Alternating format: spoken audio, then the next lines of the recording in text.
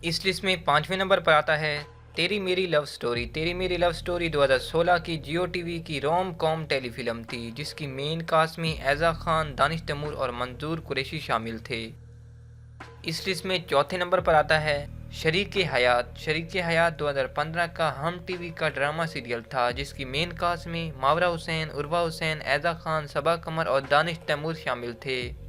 اس list میں تیسرے number پر آتا ہے جب وی ویڈ۔ جب وی Wade Pakistani romantic comedy drama serial تھا، جو 2014 کو اردو 1 پر نشر کیا گیا۔ اس ڈرامہ سیریل میں دانش تیمور فارس کا اور ایزا خان نے نساء کا کردار ادا کیا، جبکہ کل ایپیسوڈ 23 ہیں۔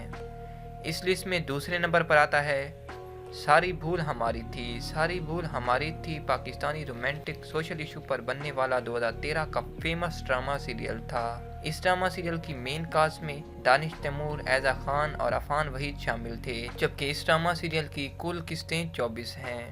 اس لسٹ میں سب سے پہلے نمبر پر آتا ہے مہر پوش۔ مہر پوش جیو ٹی وی کا 2020 کا رومانٹک ڈرامہ سیریل ہے، جس کی مین کاسٹ میں دانش تیمور، ایزا خان اور علی عباس شامل ہیں۔